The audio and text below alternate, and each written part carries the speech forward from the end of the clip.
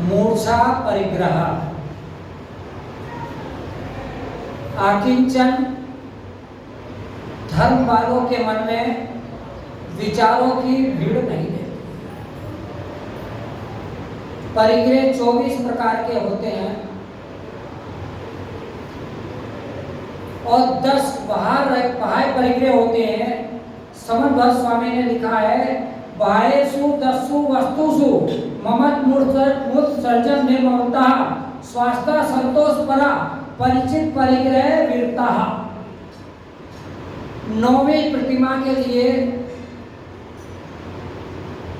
लिखा है, स्वास्थ्य संतोष परा। इतना तो याद रहेगा, जो परिग्रह त्यागी है वो स्वस्थ भी है और संतोषी भी है। 2 तो लक्षण समझ में। अब मुनिराज को इससे और ऊपर ले जाइए, आकिंचन धर्म 9वें नंबर का है, तो वो क्या कहता है? उसमें 14 अंतरंग के परिग्रह है, क्रोध मान माया लोभ, 9 कषाय, हर्ष रति अगति शोक भय जुगुप्सा स्त्री पुरुष न पुरुषक भेद। 13 के बाद में 14वें नंबर पे मिथ्या का त्याग बताया मुनि के लिए, आप लोगों के लिए नहीं है। अब वो मिथ्या किसे कहते हैं, उसकी परिभाषा क्या है और परिग्रह की परिभाषा क्या है? दोनों परिभाषाएं संक्षेप में आगम की दृष्टि से सुनिए आप, कि अकलंक देव स्वामी ने राजवार्तिक में लिखा है परिग्रह की परिभाषा। परिग्रह 3 प्रकार का, चेतन, अचेतन और मिश्र। चेतन परिग्रह दास दासी, 2 पैर वाले 4 पैर वाले, गाय भैंस आदि, घर मकान आदि, ये अचेतन परिग्रह। घर मकान रुपया पैसा आदि अचेतन परिग्रह। और चेतन परिग्रह क्या है? ये मेरा है, ये चेतन परिग्रह। और मिश्र परिग्रह क्या है कि किसी के पास में वस्तु भी है, कोई धन भी है और उस व्यक्ति को भी मान रहे, उस धन को भी अपना मान रहे, तो ये मिश्र हो गया, दोनों चीज का परिग्रह। चेतन अचेतन और मिश्र प्रकार के परिग्रह को का संरक्षण करना। अब शब्द क्या आया है अकलंक स्वामी की परिभाषा में, उसका संरक्षण करना है कि ये मेरी वस्तु है, ये व्यक्ति मेरा है, ये परिग्रह मेरा है, ये गाय भैंस मेरी है, ये रुपया पैसा मेरा है और ये दोनों चीजें मेरी है, मैं इसका संरक्षण करूंगा। ताला लगाना भी एक तरह से परिग्रह रौद्र ध्यान है। परिग्रह नंदी रौद्र ध्यान है, आचार्य श्री ने कहा है। अब संरक्षण करना, ताला लगाना माने बैंक में लॉकर में रखना, और संवर्धन करना माने दुकानदार जैसे अपनी दुकान को बढ़ाता है, अपने व्यापार को बढ़ाता है, गीतकार गीत को बढ़ाता है, ख्याति लाभ बढ़ाता है, ये संवर्धन के और ज्यादा शिष्य बन जाए या और ज्यादा मेरा ये व्यापार बढ़ जाए, धन संपत्ति आ जाए। ये दोनों चीजों को बढ़ाने का जो भाव है वो संवर्धन, उसको और बढ़ाना। ये तो हो गई आगम की परिभाषा। अब ये तो हो गई सामान्य परिभाषा सामान्य जनों के लिए। अब साधु के मिथ्या सबसे बड़ा परिग्रह 24 नंबर का परिग्रह है, उसका नाम है मिथ्या। मुनि दिगंबर हो गया, सब बाहर के वस्त्र आभूषण छोड़ दिए, केशरोज कर लिया, पीछी का मंडल ले लिया है, भिक्षावृत्ति करने लगा, फिर उसके अंदर क्या परिग्रह रह सकता है? उससे तो लोगों को दर्शन, सम्यक दर्शन होता है।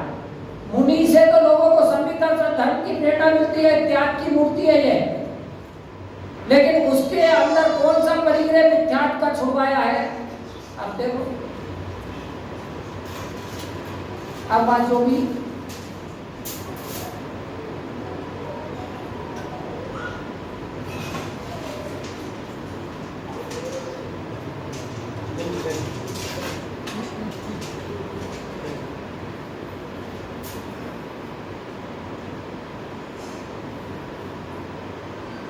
ये भी एक परिग्रह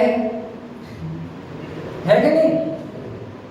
कल काम आएगा भैया, आज संभाल के रखो इसको और यहीं से उठाएंगे हम। जिस चीज का त्याग के लिए आगम कह रहा है उस चीज को तुम संभाल रहे हो आज त्याग के दिन, वो तुम्हारी हो या मंदिर की हो। और उसी बीच में कर रहे हो विघ्न करणम मंत्राय से अंतराय कर्म का बंद कर रहे हो आप। ये नहीं, इतना विवेक नहीं, पहले शिष्टाचार कि कहाँ पर क्या काम करना है, किस जगह पे हमें क्या काम करना है। जहाँ सभा चल रही हो, उपदेश चल रहा हो, वहां भी हम अपनी दूसरों लोगों को विघ्न करते हैं। चलिए कोई बात नहीं। तो अंतरंग परिग्रह में 14 नंबर का परिग्रह है मिथ्यात का। मिथ्यात रह सकता है साधु का, और वो मिथ्यात किसे कहा है, कौन सी चीज को मिथ्यात कहा है कि पूर्व के विगत के परिणामों को, पूर्व की घटनाओं को, गतेशो को न कर्तव्यम भविष्य न चिंतित वर्तमान काले प्रवर्ते, जो बीत गई उस बात को, कल की बात को आज याद रखना, ये परिग्रह कहना। कल तुमने बहुत अच्छा आहार दिया, कल तुमने बहुत अच्छा प्रवचन सुना, बहुत अच्छी भक्ति करी, ये भी एक परिग्रह है। जो पुरानी बात, जो विचारों की भीड़ रखता है, वो भी एक परिग्रह है मन के अंदर। इसलिए उसको छोड़ने के लिए बताएं। अब चलते हैं। धर्म करत संसार सुख, धर्म करत निर्माण, और धर्म पंथ साधे बिना नर त्रियंश समान। अब कौन से धर्म की बात चल रही है? धर्म कई प्रकार का है, आगम में कई भरोसा है। अभी तो 10 धर्म चल रहे हैं। अहिंसा परमो धर्म भी है, चारित्रम खलु धर्मो भी है, 10 मूलो धर्मो भी है, और 10 धर्म भी है। और उसके बाद अपने अपने परिणामों के अनुसार भी धर्म है। जिसके जैसे परिणाम है उतने ही प्रकार का धर्म है। अब धर्म की परिभाषा सीधी सच्ची तो ये कही है, जब जानाति अपानम सत्तम जानाति परस्वी, एति एकम जब ना जानाति अपान, जब ना इच्छसी अपानम तब इच्छसी परस्वी, एति एकम जन सम्यक कौमुदी में और भगवती आराधना में 2 परिभाषा है। जो अपने लिए चाहते, और ये परिभाषा सबसे सटीक है, जो अपने लिए नहीं चाहते हो वैसा व्यवहार भी दूसरों के लिए मत करो, और जो अपने लिए नहीं चाहते हो, जो अपने लिए चाहते हो वही दूसरों के लिए चाहो, और जो अपने लिए नहीं चाहते हो दूसरों के लिए भी मत चाहो। बस यही है, इससे बढ़िया कोई भी परिभाषा, कोई भी धर्म का व्यक्ति हो, कोई बच्चा भी हो, किसी भी जाति धर्म का हो, पूरा प्राणी मात्र के ऊपर हितकारी वचन की है, हितकारी। इसलिए लिखा है, जसु राज्य प्रिय प्रजा दुखारी, सो नर्प अविनाशी अविनाशिक नरक अधिकारी। जिसके राज्य में प्रजा दुखी होती है, राजा का अर्थ केवल प्रधानमंत्री राष्ट्रपति मत ले जाना। इस मंदिर का जो राजा है, मुखिया है, वो राजा है, उसके शरण में अपन लोग बैठे हैं, जिसने अधिकार ले रखे हैं कि पूरा मैं ही हूँ यहाँ का, वो राजा है। यहाँ का जितना भी पाप पुण्य लगेगा या दुखी होगा, कोई भी श्रावक पूजा नहीं कर पाएगा या अपना दान नहीं कर पाएगा या कोई भी कार्य, धर्म का कार्य नहीं कर पाएगा अनुष्ठान, तो वो व्यक्ति को उसका दोष लगेगा। या तो फिर पद छोड़ दे। पुलक सागर जी महाराज कहते पद पे रहने वाले राजेश्वरी सो नरकेश्वरी, सूत्र बना दिया हमारे। जो पद पे जाएगा, कितने अध्यक्ष मंत्री जो है भैया ले पद, हम तो व्यवस्थापक प्रबंधक बन जाएंगे, लेकिन हम अधिकार कुछ नहीं रखेंगे। इसलिए अपने अधिकार को छोड़ना सबसे कठिन काम है। आदत और अधिकार को छोड़ना सबसे कठिन काम है। इसलिए अपनी आदत और अधिकार, आदत बुरी सुधार ले, बस हो गए वचन। आप अकेला अवतरे मरे अकेला होय, यूं कभू न इस जीव को साथी सगा ना कोई। सोचिए आप, कोई भी जब आप आए हो तब कौन था, और जाओगे तब कौन रहेगा साथ। इसलिए कुछ भी अपने साथ नहीं जाएगा। मैं और मेरेपन का त्याग करना ही सबसे बड़ा परिग्रह त्याग। एक सेठ जी थे, उनके बहुत सारे जहाज चलते थे समुद्र में, और समुद्र के किनारे उनकी हवेली थी। एक संत पहुंचे और संत को ले गया छत पे, महाराज छत पे आज हमारे यहाँ सामायिक कर लो। हार के बाद संत सीधे सरल थे, छत पे सामायिक में करने लगे, बैठने लगे। सामायिक पूरी हुई, संत जाने लगे। सेठ जी आए ऊपर कि महाराज देख लो, ये समुद्र में जितने भी जहाज चल रहे हैं सब मेरे जहाज हैं। कितने जहाज हैं आप गिन नहीं सकते, इतने जहाज मेरे हैं। तब संत ने धीरे से कहा, भैया मुझे तो यहाँ कुछ भी नहीं दिख रहा है, मुझे तो केवल दो ही चीजें दिख रही है, एक मैं और मेरा, अहंकार और ममकार। दो जहाज दिख रहे हैं मुझे, वो तुम्हारे अंदर दिख रहे हैं, बाहर तो मुझे कुछ नहीं दिख रहा है। मैं और मेरा यही केवल है, ये परिग्रह, और बाकी तो पुद्गल है सब, बाकी कोई भी नहीं है। ये तो पुद्गल पर्याय बदलते रहती है। उस सेठ को हो गया कि वास्तव में मेरा अहंकार है, ये तो कुछ भी नहीं। थोड़ी देर बाद सब जहाज डूब गए, अब कुछ नहीं बचा उसके। उसने कहा कहाँ गए जहाज, थोड़ी देर में खत्म, पता नहीं कहाँ चले गए। उसके बाद में मैं और मेरा रह गया केवल, और सब चले गए। इसलिए अपन उसमें पढ़ते हैं ना, अपन पूजा में पढ़ते हैं, जो संसार पतन के कारण उन विकल्प जालों को छोड़ निर्विकल्प निर्द्वंद आत्मा फिर लीन उसी में हो। सामायिक पाठ में अमित गति आचार्य ने लिखा है कि फिर उसी में हो, इसी में होना चाहिए। उत्तमा स्वात्म चिंता देह चिंता चा मध्यमा अधमा काम चिंता पर चिंता धमा धमा। क्या है उत्तमा स्वात्मा का ध्यान करना, उत्तम है, स्वात्मा है, और शरीर का ध्यान करना, मतलब तो शरीर के माध्यम से ही आत्मा निर्मल बनेगी, परिणाम निर्मल बनेगी। और देह चिंता काम चिंता चा अधमा, काम चिंता अधम मध्यम है वो, और अधम है, और पर चिंता जो शरीर से भिन्न है वो तो अधमा अधमा। इसलिए उसको भी छोड़ने के लिए कहा है। पर 9 ग्रह की पूजा करते, 9 ग्रह है हमारे, राहु ग्रह है, दिशा है, ये वो है, लेकिन 10वां ग्रह है परिग्रह, छोड़ दो तो सारे 9 ग्रह अपने आप चले जाएंगे। पूरा परिग्रह है, पूरा तो 10वां सबका बाप है, जिसके पास परिग्रह उसके कोई ग्रह नहीं लगते, और आपको सारे ग्रह लगते हैं। सोचिए आप, तो 9 ग्रह से छोड़ना चाहिए, तभी जाकर खाली होना। आज का दिन है खाली होने का, जो कुछ भी आपने पूर्व में किया है उसे भूलने का दिन है। आज हल्का होने का दिन है, क्योंकि हल्की चीज ऊपर उठती है, तुमड़ी हल्की रहती है तो ऊपर उठती है, ऊपर उठती है। जैसे टायर है, टायर में हवा भरो तो ऊपर उठता है वो, हल्का व्यक्ति, हल्की चीज ऊपर उठती है। तो आज हल्का होने का दिन है, जितना हल्का हो गए अपन उतना ही अच्छा है। लेकिन मैं और मेरापन, भारीपन मन में विचारकों की भीड़ है, ये आपको बीमार करती, स्वास्थ्य संतोष परा नहीं होने देती है कि मैंने ये किया वो किया, मैं ये हूँ वो हूँ। ये सब छोड़ने का नाम ही है।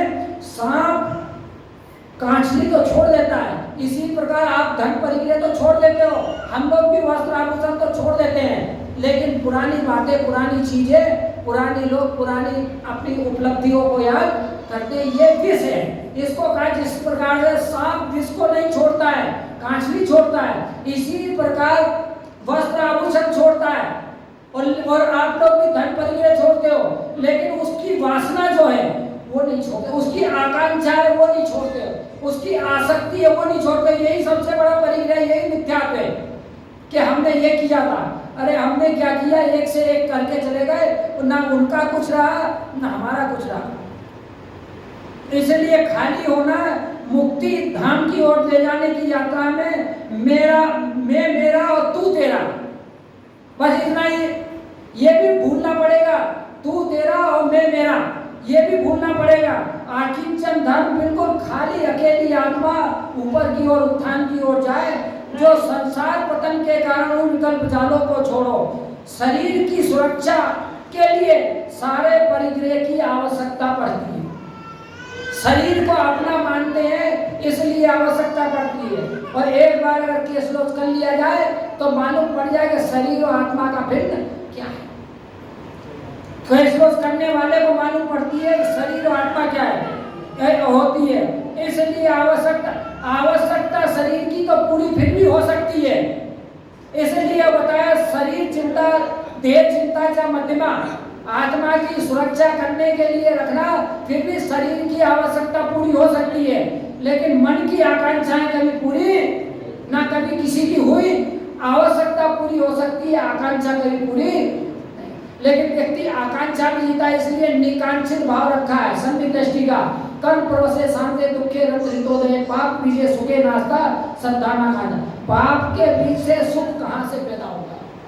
आपको श्रद्धा है, संतोष है, तो आप यहाँ पर बैठे हो, और जिसको संतोष नहीं है, हाय तौबा लगी है, तो वो चलना है। इसलिए अपने को जो भी काम करना है लक्ष्य बना के करना है। लक्ष्य के बिना जीना कोई जीना नहीं होता है, लक्ष्य बना के ही जो होता है। बिना लक्ष्य के तो बिना लिफाफे का, बिना पते का लिफाफा है। बिना लक्ष्य का पता मत डालिए और लिफाफा भेज दीजिए। एक बार एक छात्र था, विद्यार्थी था, उसको धन की जरूरत पड़ी और भगवान के नाम पत्र लिखा, हे भगवान जी मुझे कुछ पैसे 200 रुपए भेज दीजिए, और मैं आपका भगवान जहाँ भी रहते हैं परम धाम वैकुंठ धाम, भगवान मेरे लिए 200 रुपए, और मैं बड़ा हो जाऊंगा, मैं कमाऊंगा तो आपको ब्याज सहित वापस चुका दूंगा। पत्र डाकखाने में गया, पता लिखा भगवान परम धाम, भगवान को मिले परम धाम। उसको खोल के देखा, पढ़ा डाकिया लोगों ने, उन्होंने कहा यार गरीब छात्र है बेचारा, इसको कुछ मदद अपने को करना चाहिए, इसको आवश्यकता है, चलिए अपन ही उसको भगवान पर से विश्वास उठ जाएगा। उसने थोड़े थोड़े चंदा इकट्ठा किया, जैसे आप लोग चंदा इकट्ठा करते हो।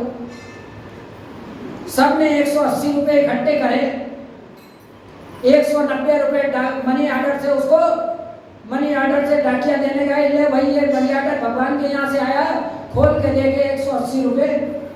वो गदगद हो गया कि भगवान है, अब विश्वास है, मेरा काम हो गया। इससे पढ़ाई करी, उस महीने पूरी हुई।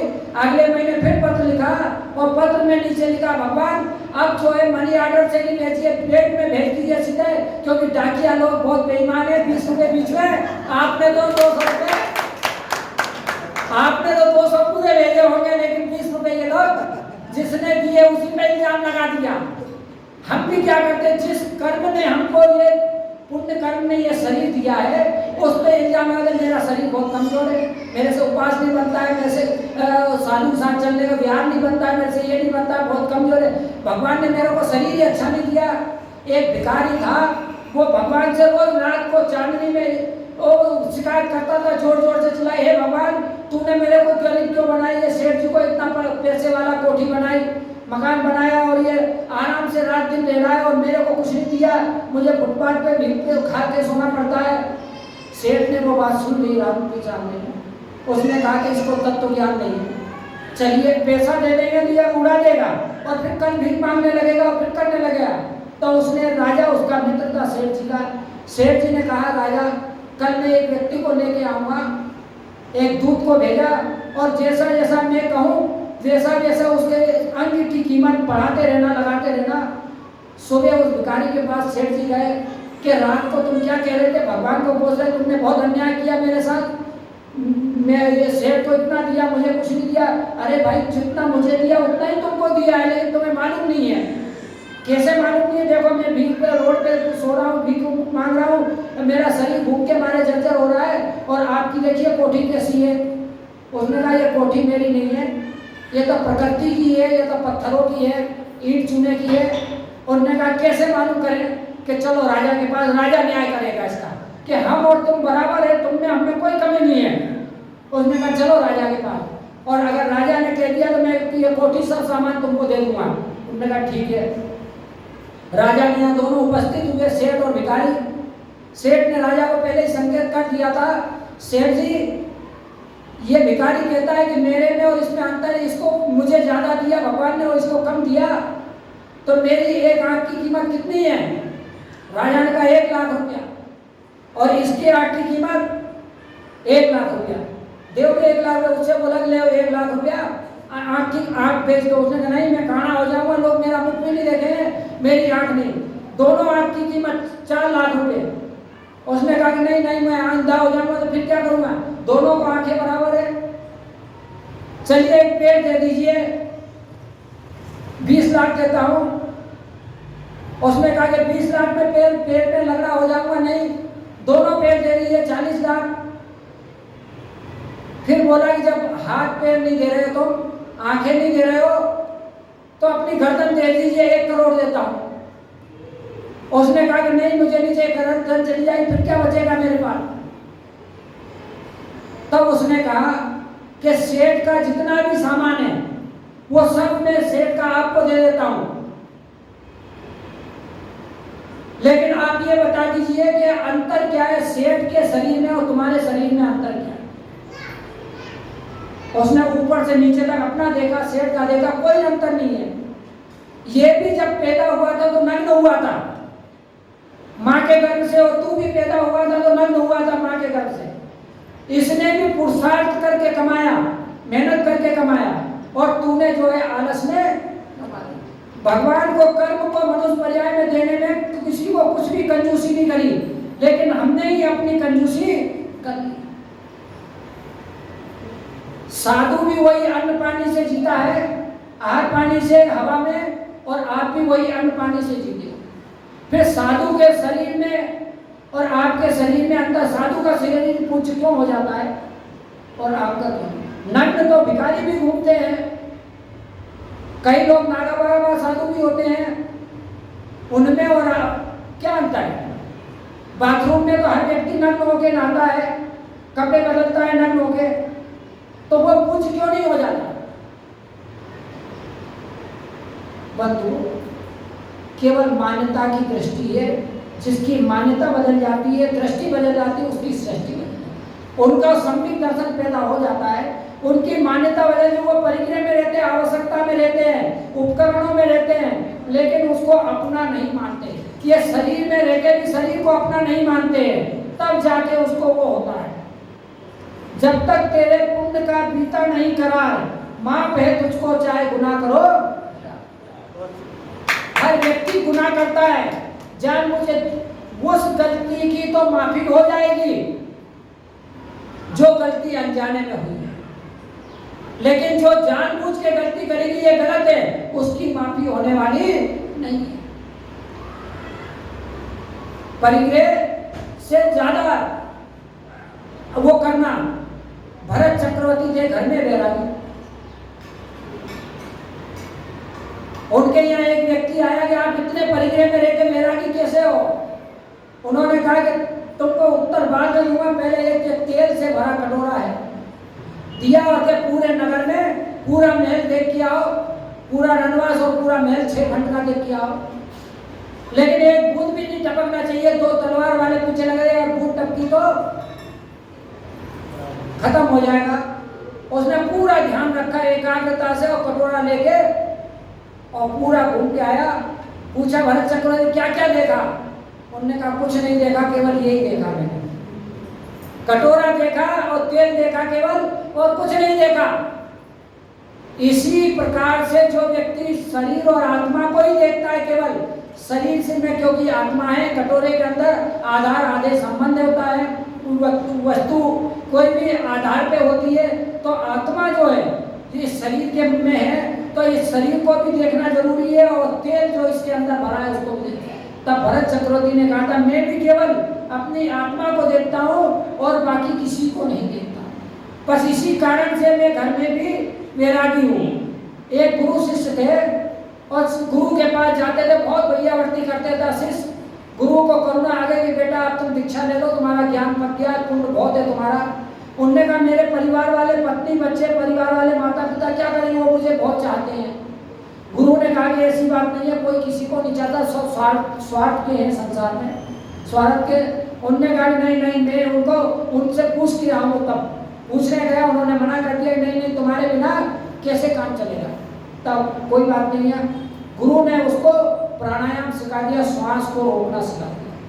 उसने कहा एक बार परीक्षा ले लो, उसके बाद में तुम निर्णय करना। तो कि हाँ परीक्षा ले लेता हूँ, मैं आऊँगा और तुम दोपहर को भोजन के टाइम पे भोजन मत करना और एकदम से तड़प के और श्वास रोक के लेट जाना।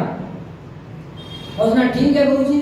परीक्षा हो गई, वो एकदम से श्वास रोक के और तड़पा और एकदम से जैसे प्राणांत हो गया और श्वास रोक के और बैठ गया, शरीर हलन चलन से बंद हो गया, श्वास भी रुक गई। डॉक्टर को बुला, वैद्य को बुला, दवाई को बुला, पड़ोसी को बुलाओ, लेकिन कोई काम नहीं। सबने कहा कि इसकी तो श्वास गई, अब क्या बचा है, जब तक श्वास है तब तक। इतने में गुरु आ गए उधर से भिक्षाम देही कहते हुए, भैया क्या हुआ, यहाँ तो ये मरण संग पड़ा हुआ है और आप भिक्षा मांग रहे।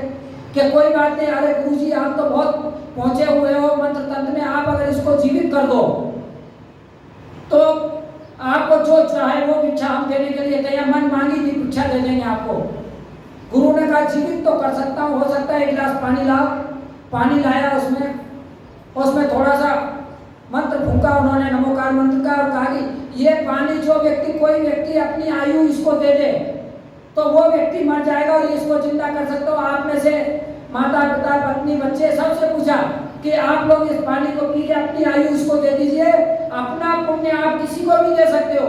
जैसे आचार्य महाराज अपना पुण्य खर्च करके अपना पुण्य हम लोगों को दे देते हैं, तो साधु बन के भी उस पुण्य से, जैसे जला हुआ दीपक और दीपकों को जला देता है बुझे हुए को, इसी प्रकार से आचार्य परमेष्ठी या मुनि पंच परमेष्ठी अपना पुण्य आपको देके अपनी वाणी से और अपने शरीर से और अपनी उच्चर्या से आप लोगों को पुण्यात्मा बनाते हैं।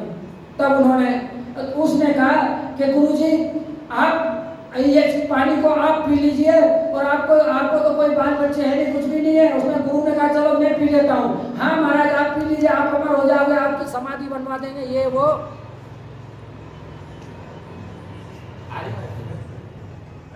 बिना उससे कैसे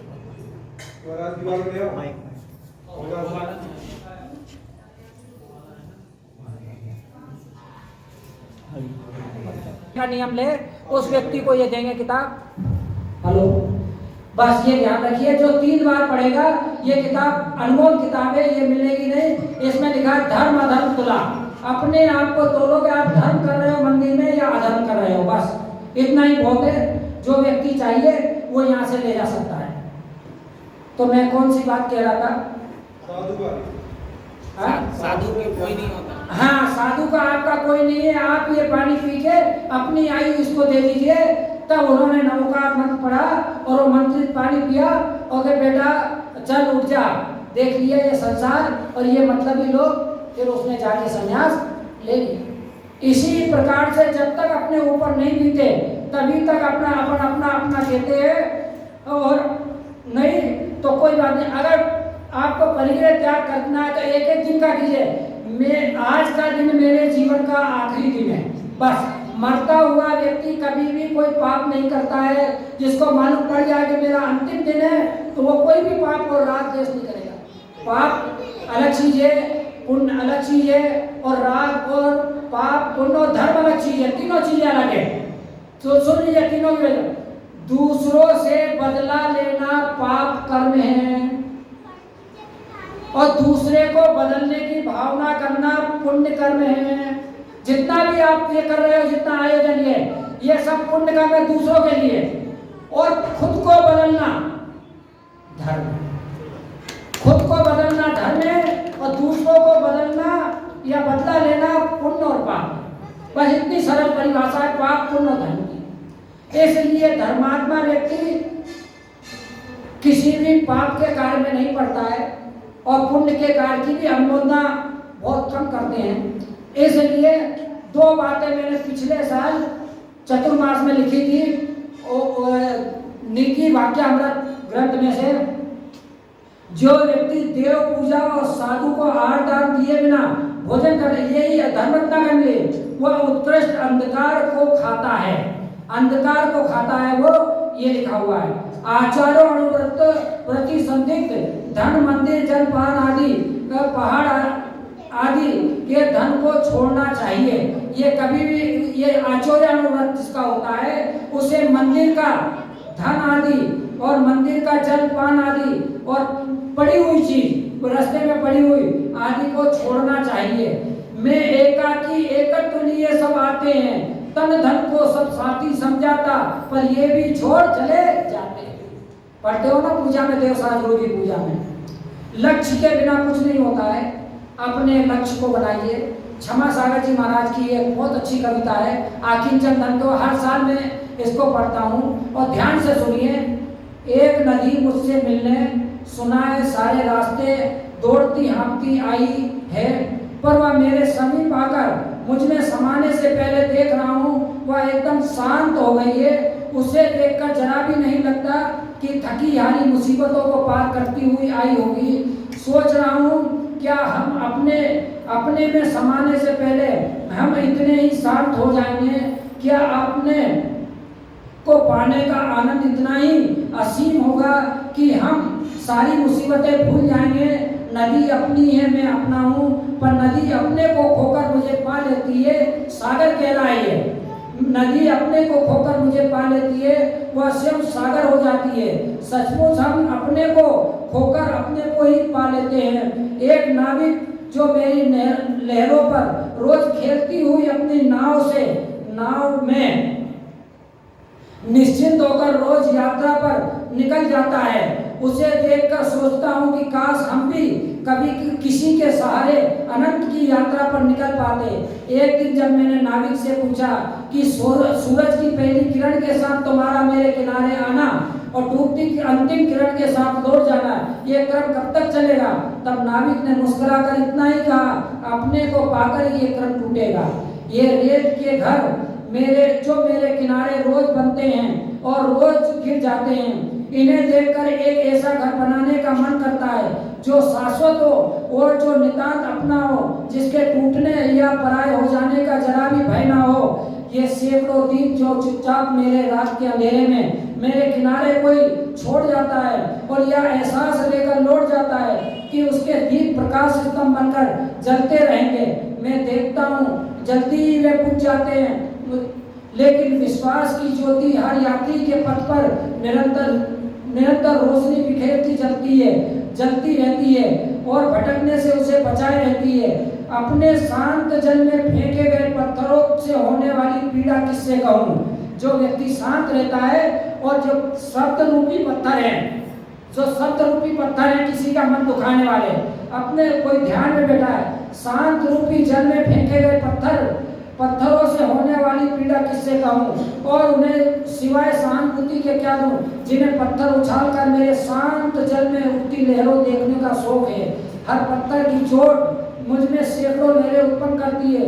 पत्थर मेरी छाती के गहरे धंसता जाता है। मैं उसे चुपचाप अपने में पीते जाने के लिए मजबूर हो जाता हूँ। मेरा किनारा मेरी लहरों से बोझिल हो जाता है और मैं सोचता हूँ, रह जाता हूँ, क्या इसी तरह हर संवेदनशील तरल जीवन में पीड़ा पीते जाना और सब कुछ चुपचाप सहते जाना मजबूरी है? क्या संवेदनाओं का सागर प्रतिक्षण प्रकंपित, पीड़ित और आहत होने के लिए मजबूर है? नहीं, सागर शायद इसलिए सागर है कि वह अपने में सबको समाकर भी शांत है। वह सीमा में रहता है, इसलिए असीम है। जो लोग मेरे किनारे आकर खाली हाथ लौट जाते हैं, सोचता हूँ वे भी अपना किनारा पा लेते हैं। और जो लोग मेरे भीतर मेरी गहराई में आते हैं, उनके भीतर इतना तरल हो जाता हूँ कि वे डूबते जाते हैं। इससे पहले कि वह मुझे मेरी गहराई में समूचा जाने, वे स्वयं खो जाते हैं। सैकड़ों नदियों को अपने में समाकर भी मैं खारा हूँ, अपने समीप आए प्यासे की प्यास नहीं बुझा पाता हूँ। तब लगता है अथाह असीम और अपार जलराशि के होते हुए भी मैं बहुत आकिंचन हूँ। मुझ में मोती पाने वालों और मुझे रत्नाकर कहने वालों से क्या कहूँ?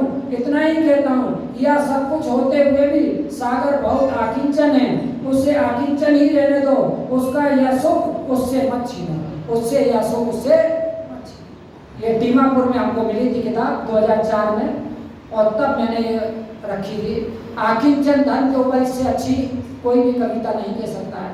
और आकिंचन सागर के पास सब कुछ होते हुए भी वो किसी को एक बूंद पानी काम का नहीं है उसका। इसी प्रकार से जो वीतरागी आकिंचन अपने आत्मा में लीन हो गया है, उससे भी आप उसके सहारे, उसको आदर्श बनाकर उसके सहारे तो अपन जी सकते हैं, पी सकते हैं, लेकिन अपना ही निर्णय चलेगा, अपना ही पथ मोक्ष मार्ग अपने निर्णय पे चलता है।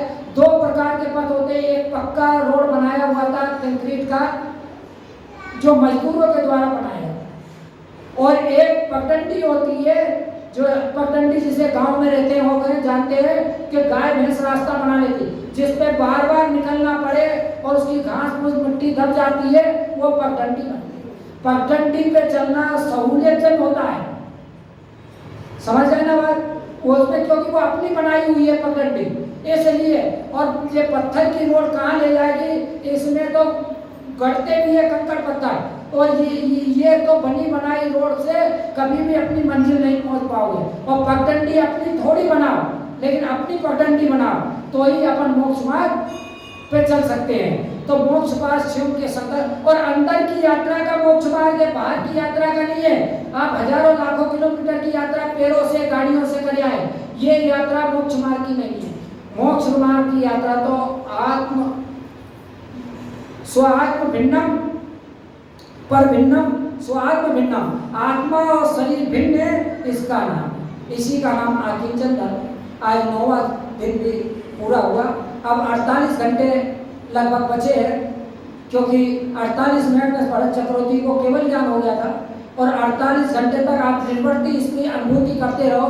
मैंने भी सुबह ऊपर से आके जो पढ़ना शुरू किया और उसके बाद में ही मैं जब आया तब छोड़ा। परिग्रह 24 भेद त्याग करे मुनिराज, तृष्णा भाव उच्छेद घटती जान घटाइए। जितनी तृष्णा घट जाए, तृष्णा माने इच्छाएं घट जाए, बस वही सबसे बड़ा परिग्रह है, सबसे बड़ी आकिंचन धर्म है। उत्तम आकिंचन गुण जानो, परिग्रह चिंता दुखी मानो, फांस तनकसी तन में साले, चाह लंगोटी की दुख भाले। लंगोटी की चाह भी दुख को देने वाली, भाले न समता सुख कभी नर बिन, मुनि मुद्रा धरे। मुनि मुद्रा के बिना मनुष्य कभी भी सुख को नहीं धारण कर सकता है। धनी नग्न तन पर तन नगन ठाणे, सुर असुर पायन पड़े, सुर और असुर सभी उसके पाए में पड़ते हैं। धर्म माई तृष्णा को जो घटावे, रुचि नहीं संसार सो, संसार से रुचि नहीं है और धर्म में तृष्णा बढ़ावे और परिग्रह की तृष्णा घटावे और धर्म में तृष्णा बढ़ाए। मैंने बताया था 4 प्रकार की ऐसा होती है। धन ऐसा सबको होती है, मंदिर में भी धन ऐसा होती है। पुत्र ऐसा सभी महिलाओं को, पति पत्नियों को, सबको पुत्र ऐसा होती है, पुत्र की इच्छा होती है। धन ऐसा, पुत्र ऐसा और लोकेशना होती है सबको। लोकेशना भी सबको होती है, लोक में मेरा ख्याति नाम हो जाए। लेकिन धर्म ऐसा जिसको हो जाए कि धन की इच्छा हो जाए, धन की तृष्णा बढ़ जाए कि मुझे धर्मात्मा निकट हो, चर्चा धर्म सुनावे, सावधान रखेगा अपना, तो वो व्यक्ति सबसे महान होता है। इसलिए उसमें जो समाधि भावना, उसमें जीने की होना वांछा, मरने की होना इच्छा, परिवार मित्र जन से मैं मोह को हटा। जीने की इच्छा और मरने की इच्छा को भी हटाना पड़ता है जब होगा तब। तो तृष्णा, ये सबसे मूल बात आज ये है कि धर्म माई तृष्णा को बढ़ावे, धर्म को, और रुचि नहीं संसार सो। धन बहु धन बुरा हूँ भला कहिए, लीन